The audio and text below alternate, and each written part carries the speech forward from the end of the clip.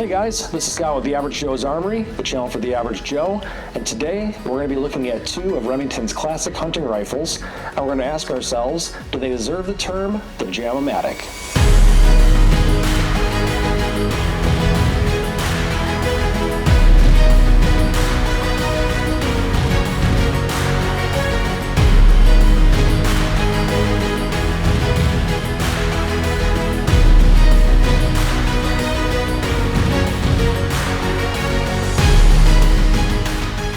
Welcome back to the channel.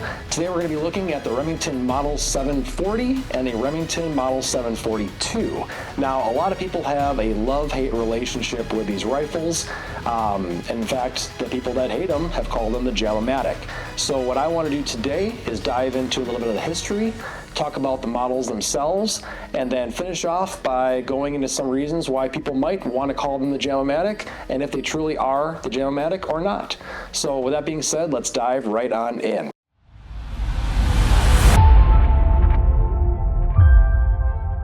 So to start our history timeline here, we got to go back to 1906, and Mr. John Browning had designed the Model 8, and Remington started producing it in 1906, and basically that was an auto-loading rifle, and that was recoil operated. So that had the Browning long recoil action design in it, and that ran until they made the improved model, which was the Model 81, and that ran from 1936 all the way till 1950. Now, in the 50s, it was a pretty exciting time for Remington. They wanted to capitalize on manufacturing efficiency. They wanted to try to cut manufacturing costs, not only for themselves, but then they also wanted to cut costs for the customer so they could stay really competitive in the industry. They also had a few models coming out in the 50s that ended up being really popular. One of those being the Model 870, which became America's best-selling pump-action shotgun, and that was in 1950. And then in 1952, they came out with the Model 760, which was basically a pump-action rifle. And that also became popular and still is very desired to this day. Now, in 1955, they came out with another auto-loading rifle, which was the Model 740. Now, the difference, though, is that it wasn't long recoil operated, it was gas operated, and it also came with a 4-shot detachable magazine. And that basically ran from 1955 to 1960. And then they made some improvements, and in 1960 they introduced the Model 742, and that ran for 20 years all the way till 1980. And then they also realized, hey, we can make this even better. So then in 1981 they introduced the Model 7400 and the Model 4, 4 being F-O-U-R. The Model 4 ran from 1981 to 1988, and the Model 7400 ran from 1981 all the way till 2005. Now, lastly, they made one more change, and in 2006, they introduced the Model 750, and that ran all the way till 2015. So I know I threw a lot of history at you there, but I thought it was important to kind of know all, 100 plus years of Remington's auto-loading semi-automatic rifle history. So, but today's video is going to be focusing mainly just on the 740 and the 742. So let's get back to that.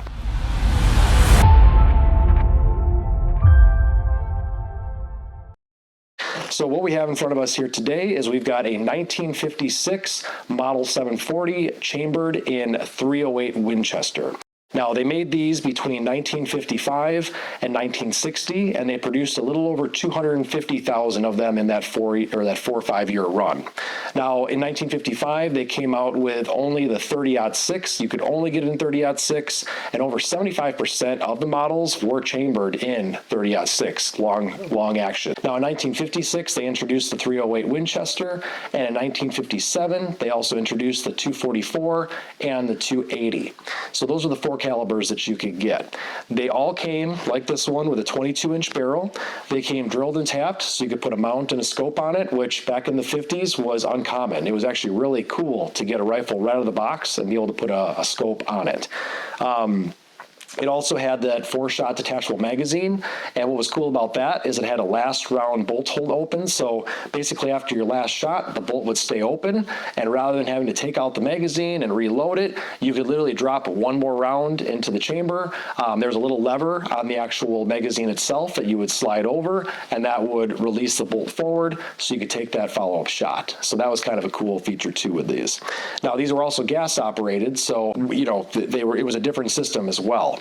Now they came out with a couple different grades of these. They had standard, they had deluxe, they had peerless, and they had premier. Now mechanically, they all kind of function the same. However, they did have different grades of wood, different checkering, and things like that. But overall, good wood, good bluing. It was actually a pretty highly desired model in the 50s, and it was something really special back then that we'd probably take for granted today. So keep that in mind when you're looking at the 740. It's kind of a really special design. These basically had a little bit of an issue with shooting the larger bullets, and because over 75% of them were chambered in 30-06, there were some issues with cycling and feeding and overall just reliability, especially with the larger or heavier grain bullets like the 180s, 200, 220s. So Remington had to go back to the drawing board in the late 50s, and that's when they basically did the design change and introduced the Model 742. One of the big things was just the way the bolt was designed. It was actually moving at a little bit of an angle, floating, if you will, which just led to a lot of issues with cycling those 30-06 rounds. So that was the big change that they made. And then in 1960, they introduced the Model 742. So now let's take a look at that.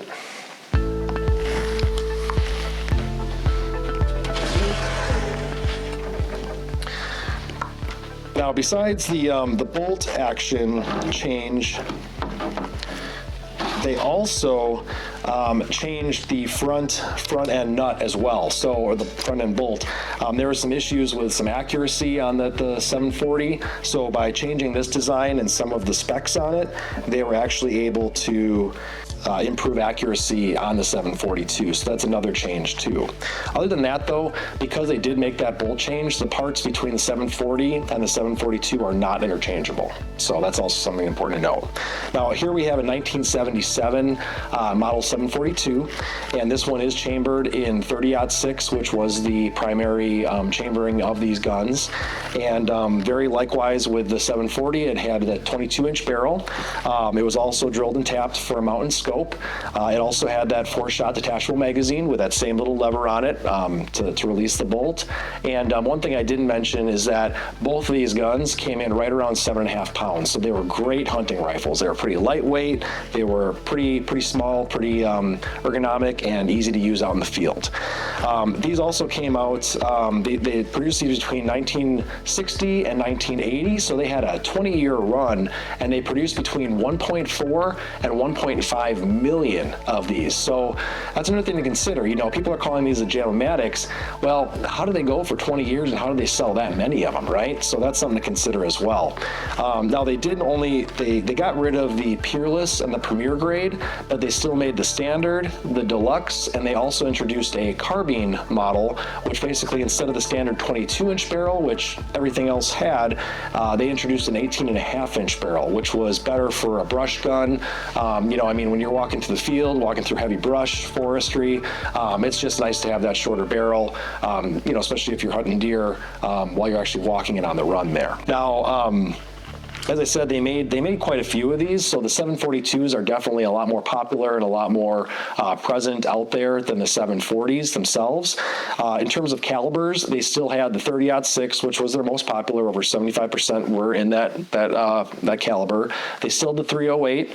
They still had the 280, but then they discontinued the 244 and they introduced the 243 and the 6mm. So those were the different calibers that you could get in the 742. One thing that the 742 and the 740 still had as a major issue, though, that wasn't corrected until they came out with the model 7400, was the actual bolt locking lug system. So both the bolts in the 740 and the 742 have 9 lugs on them, and they're very small lugs. Now, as the bolt would move back and forth, it would actually chatter and kind of eat away at the receiver itself, which was a huge design flaw, right? Now, these are hunting rifles. They probably didn't see a lot of action, but for those that were using them as target rifles and shooting thousands of rounds, yeah, it was actually eating away at that receiver, and Remington was having to replace those receivers. So that's a big issue. Now, at the end of their run, they came out with the model 7400, that Model 4. And again, I don't want to get too far into those, but the basic change is that they changed it from 9 lugs down to 4 larger lugs. And they also put a steel insert in the receiver to increase, dependability, reliability, and also make sure that that bolt was moving the same direction and consistently every time. So that's also something to note. So that's a lot about the 740 and the 742. I want to get into the final question, though, is are these Jam-O-Matics? Do they deserve that name? Now, before we go into what I think, I also want to go into a few things to consider. These were made in the, 50s, 60s, 70s, right? If you go back to the 50s, and if we know that over 75% of these were calibrated in the 30-06 caliber, if you look at 30-06, what was the most accessible and affordable ammunition? It was surplus ammo, right? And surplus ammo is corrosive. So imagine, you've got one of these guns and you're in the 50s and you're shooting them. You're shooting corrosive ammo. Are you breaking this gun apart every single time after you shoot it to clean it properly and to relube it properly and to store it properly? That's a big question that I have. As you guys know, corrosive ammo has salts in it, and the salts, if they remain in the internals and in the barrel, can attract water, which then can create rust. And as we all know, rust is no good, and that's going to lead to a lot of dependability and reliability issues, right? So that's one thing to consider. Another thing is that if they weren't breaking it down to clean that, this is a gas-operated gun, and like any gas-operated gun then and today, you need to take it down and clean it. The whole system relies on the gas being able to move freely to cycle that bolt and eject, not only eject the round, but then cycle new rounds and feed new rounds. So if that gas system wasn't being cleaned, was carbon being built up in that and affecting the reliability there too? So those are two things that I really want you guys to consider. Another thing, too, that I will say that I feel that Remington maybe missed the ball on is not changing that lug system sooner. If they knew and the user knew that basically bolt was kind of chewing and eating away at the receiver, that's something that I think could have probably been fixed a little bit sooner. But regardless, those are some things that I want you to consider. If you're looking at buying one of these guns, before you put any money down, I think it's a really good idea to get educated on them, understand how to break the gun apart, and before you buy one, make sure to break it down and look. Is there rust in the barrel? Is there rust in the internals? Is there corrosion in the internals? Is there a huge amount of carbon buildup in the gas system? Is there, chattering and marks on the top of the receiver? Those are all things that you should be looking at before you actually purchase it, because that's going to tell you if it was well maintained or not. Now, with the 740 and 742 that I have here today, I can tell you that, by breaking them down, giving them a thorough cleaning, and not only cleaning them, but then also lubricating them properly, there's been no failure to feeds on these. Now, another thing is I'm not shooting corrosive ammunition. I'm shooting dependable modern-day ammunition. So that's another thing to consider too. But in my eyes, I don't want to call them the Jam-O-Matic. I mean, with over 1.7 manufactured, I don't feel like there's a high enough percentage of ones with issues to actually be called that term. That's my opinion, but I'm also curious. What's your opinion? Do you have these guns? Do you have these rifles? What calibers do you have? And what have you experienced? Have you experienced a lot of issues and jamming and reliability issues? Or have they been a sound for you, and have they been very reliable and very dependable? I'd like to know in the comments, just because I want to know what my viewers are experiencing, so that helps me understand better as well.